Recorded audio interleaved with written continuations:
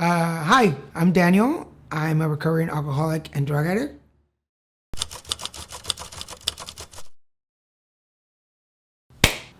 Take one.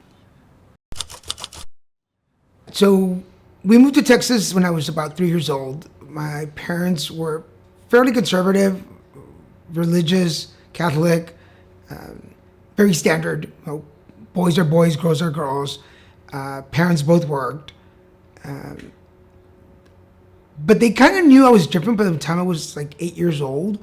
I don't think my parents knew what to do with me after third grade. I'd surpassed their level of intelligence, and I was too smart for my own good, too. Latchkey kids. My parents worked all day. I came home from school, did homework, watched TV, went outside, come home when the lights go out on the street. And that was growing up. So I knew that I was gay very early on. And I think the kids in my neighborhood also knew that I was different. I was bullied and molested by kids just slightly older than me. But they were also my friends because they were my neighbors. And so the kids in the neighborhood, and it was that dysfunctional relationship. Like, I either have friends and let this happen, or I have no friends and stop it, which created a very I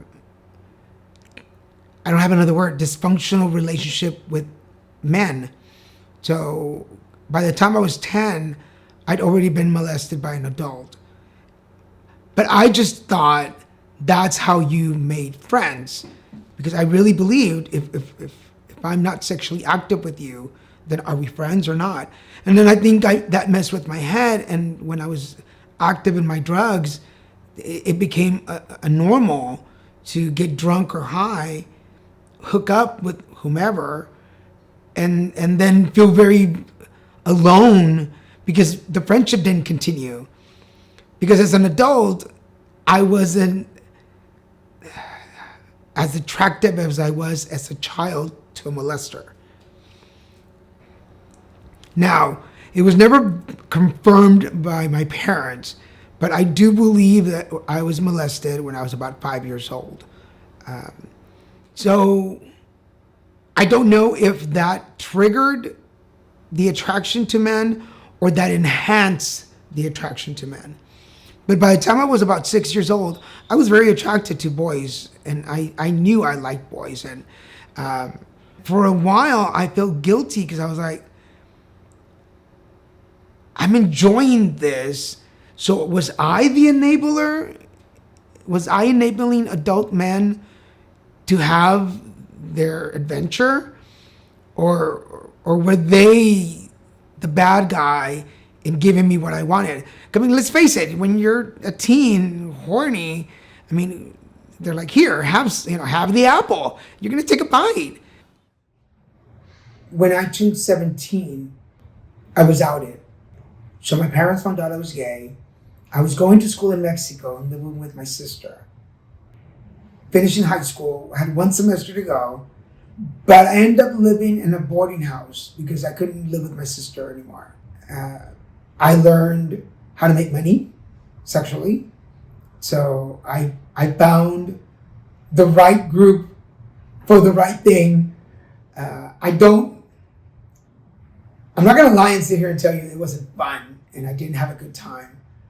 But there was this restaurant in Monterrey, I think it's still there, and there was a fountain outside, and they had a reputation that gay guys would hang out there because businessmen from the States would come to this restaurant, and on the way out, they could pick up somebody. So I was like, perfect. So I started hustling at 18.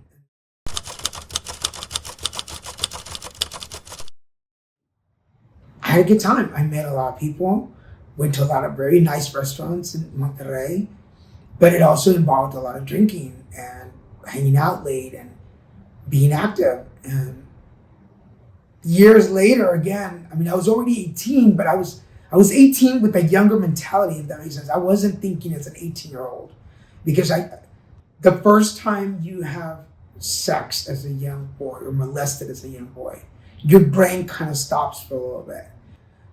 I feel like a lot of my childhood was taken away because I learned a lot very young, things that you shouldn't have to know. So I was an 18-year-old with a 15-year-old mind saying, hey, I can get away with this. And I did very well. I was very popular. I spoke English. I took them on tours, and there was alcohol and sex involved at the end of the night. And I made money, and I went home. I went back to the boarding house. And my way of justifying it was I was practicing my English because I was coming back to the States. I was being helpful, and I needed money for school. So justify. So I had moved in with this friend, and his cousin moved in with us. So the three of us lived in a 1-bedroom apartment, and he came home from work and he's like, you've got to move out. And I'm like, well, when? And he's like, now. And all my clothes were in the trunk. And I just remember sitting in the parking lot at the complex going, what am I going to do? So I was like, go to the bar. Like, go to the bar, see if you can find anybody you know. And met somebody, and he was like, come spend the night. I'm like, or come hang out for a while. And I was like, sure, but only if I could spend the night. And he was like, yeah, spend the night. And I was like, phew. The whole time that we're having sex, I'm thinking, you're hustling again for a place to live. Like, I felt so miserable and so sad. And this part I remember pretty clearly. Come Friday, well, now it's cool because it's Friday. Everybody's going to be out. I'm bound to bump into people I know. But I saw this group, and you know, once you do drugs, you recognize the telltale signs of somebody doing drugs. So I was like, if I can sneak my way into this group and party with them, then I'll probably have a place to stay. Like, because everybody's gonna be high and horny, and I'll just sneak my way in there. And at least for tonight, I'll figure out the weekend tomorrow. And they were like, you want to come over to a party? I was like, yeah, of course. Of course, at this point, I've made out like with 3 of the guys in the party, probably grabbed a couple of crotches and grabbed my butt. And again, the feeling of like, holy fuck, like you're putting yourself out there for a place to sleep. And I felt so broken and so sad, and I felt like people were looking at me like poor kid, like just. And what would my parents think if they saw this? And they're doing coke, and at one point they pull out a syringe, and they're like, "Come on, let's do it." And I was like, "Oh no, I don't do that." And the guy says, "Well, if you want to spend the night, you have to." And I was like, "Okay, fine. Do it." And I don't remember what it was. I don't know what they put in me. All I knew that I had to do this. I had to sacrifice my arm to have a bed to sleep. And I was going to do that if I had to do that. And the next thing I remember being in a bedroom and being naked and somebody walking in, and we had sex. And then doing some lines, and then somebody else coming in. And I don't know how many times I had sex that night. So I remember going to go get an apartment book. I don't know if people remember those, and looking for apartments and looking for something cheap. And I found this apartment, drove there, filled out an application, and Friday they called and said, you have the apartment, but you can't move in till Monday. And I was like, oh. And I remember sitting in the car at work. It was about 3:30 in the afternoon, 4 o'clock, and feeling like I was running a marathon and I wasn't allowed to cross the finish line, and going, shit, I'm almost there. I have an apartment. And being so sad that I probably had to do the same thing over again that weekend. And going, what if I don't survive? What if I don't wake up? So I get into my apartment and everything's smooth. It's my first adult place on my own. And I had luck. I knew the drug dealers in the area and I knew what bars they hung out at. And I mean, it was the perfect playground to do all the wrong things in your life. But in September of 2000, I was getting very, very sick. I was 110 pounds and drug addict. By this point, I graduated to crack. I wasn't snorting anymore. I was doing crack. And the restaurant I was working at, so they fired me. The moment I walked in the house, my body gave out. Like it no longer needed to fake that I was good. I was sick. I had made friends with the regular at the restaurant and called him, and he came and got me, took me to the clinic. So I ended up in the hospital for 3 weeks. And I'm 2 days outside of the hospital, 2 days out of the hospital. I'm back at the bar, drinking. The drug dealers find me. How are you doing? I'm great. Here's some money. Dude, if that is not the poster story for an addict, I don't know what is. Like 2 days out of the hospital. I almost died of how skinny and how sick I was. But I was able to get out and go do drugs. And it was one of the few times I ever saw my dad cry and my mom just completely lose it. They had told them to make plans for me. He might not make it. I hadn't said it out loud, but in my head, I'm like, of course, you party, you drink, you sleep around. It was bound to happen. Like, there was only one way road for you to get to. But then I moved back to Houston and got in trouble. I was accused of theft, ended up in jail, went to court. The case kind of gets thrown out, but she's like, you still didn't follow procedures, it's still theft, but it's a misdemeanor, not a felony, which was great. And in Texas, if you have a clean record for 7 years, it gets what they call expunged, and it goes off your record. She's like, that's all you got to do. Perfect. Stay clean, don't drink, don't do drugs, don't get in trouble again, not even a ticket. I think it was like 6 months probation, and you'll be good. Soon as I left that courthouse, I was out drinking at the bar, and of course, because all of my drinks came with a side of Coke, I couldn't stop it. I didn't remember that I had to go do a urine test with my probation officer. I go, I pee, it changes colors, they call me into the office, and they're like, you did drugs. I'm like, me? No. They show you the little cup, like, here's the strip. You did drugs. Me? No. Second month, I come back, and of course, I partied. It's dirty again. So they're like, okay, a year in jail or 3 months of rehab. So she calls me at home and says, look, here's what we negotiated. And I was like, what's the other option? And she's like, prison. And I'm like, is it like Oz prison? And I remember her telling me something like, you will be somebody's bitch, but they will not be good looking. And I still thought about it. At this point, I was just broken. I was just, that same feeling again. Like, what are you doing with your life, dude?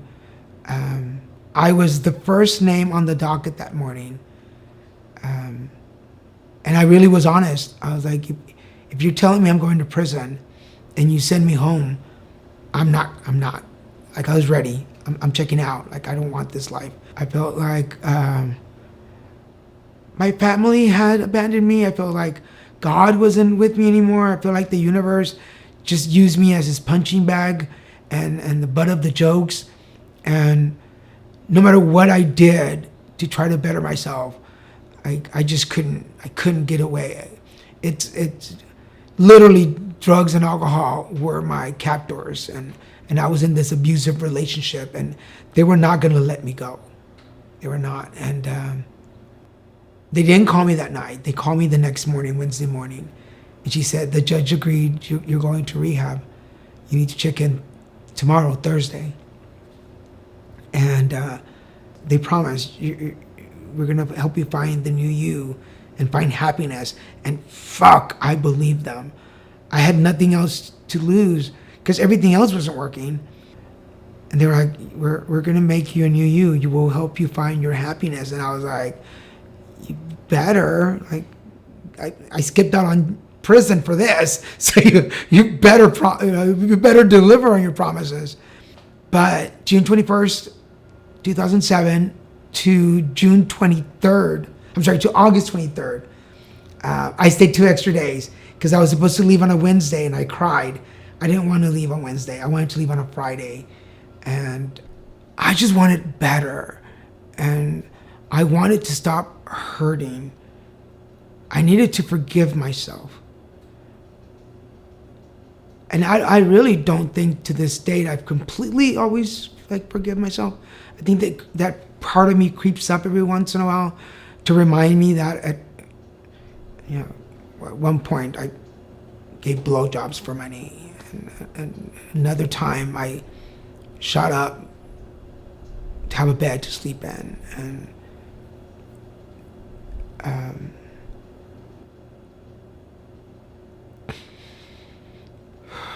just wanted to breathe. I don't know if it makes sense to anybody. I just wanted to breathe because I felt like I'd been holding my breath for so long. I thought it was all a big scam. I thought that had completely lied to me at rehab. My life was not better. I was not doing awesome. Like, where are these miracles that you talk of? Damn it, I wanted those promises. Like, you promised. You told me that to wait and the miracles and it was gonna happen. But I hadn't completely done all my steps. So I needed to do those. And I was about to go on vacation. I was going to Michigan, then to South Texas to visit my family for a while. But I was really bloated that year. Nothing I did, I could lose weight. So we run some tests. We weren't sure yet, but they run the biopsy. I get my results on May 5th, 2015, Cinco de Mayo. No signs of cancer in the family. There was no signs of cancer, possibly, but it was the perfect combination of HIV, HPV, and polyps, tears in the anus. So that's what caused the cancer. There was so much damage from radiation that it created a fistula, which caused some problems because the tumor was like half the sphincter.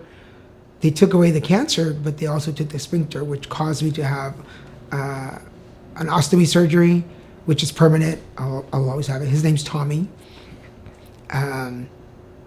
By then, my mom was already diagnosed with Alzheimer's.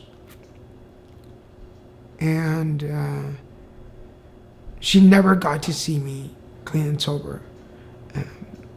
She was already a year into her diagnosis when I went to rehab. So she never knew. Nobody in California has ever seen me smoke, drink, or do drugs.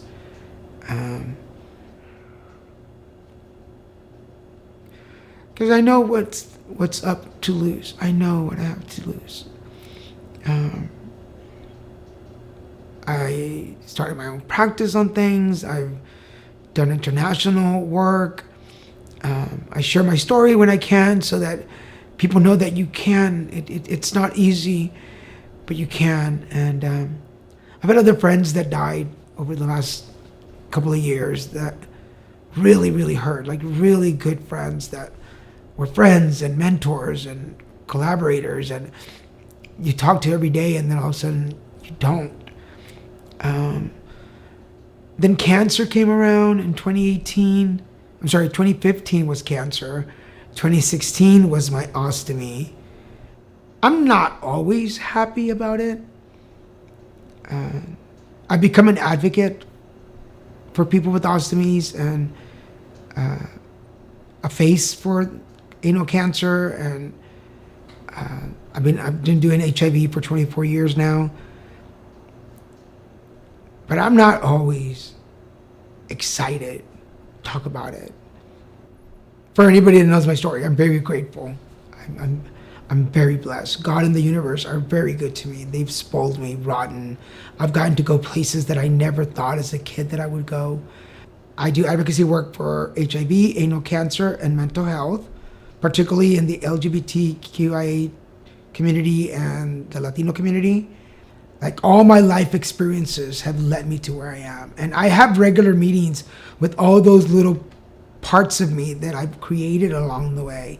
The 10-year-old, the 15-year-old, the 20-year-old, the drug addict, the alcoholic, the cancer, the HIV, the ostomy. They all have their own personalities. And we have meetings on a regular basis like, how are y'all doing? How are y'all doing? And if I'm not vigilant on them, they will creep into my head and talk. And the imposter syndrome kicks out. The why me? And you're thinking, wow, part of his story sounds familiar. I know that person when I look in the mirror. I'm not going to sugarcoat it. It feels worse before it gets better. Deciding to give up the party life is not easy, because it's so easy to get caught up. It's so easy to get used to the dark of the tunnel. Man, we have a great time in the darkness of the tunnel. But if you're watching this and you're ready to leave that tunnel and start a new journey, don't do it for anybody else. Do it because you're tired of feeling lonely inside. Do it because you want better. Do it because you actually have faith that you're going to wake up tomorrow. Do it so you have time to forgive yourself for everything that you put yourself through. Do it for you. Because in the end, the person that needs to feel the proudest for your accomplishments is you.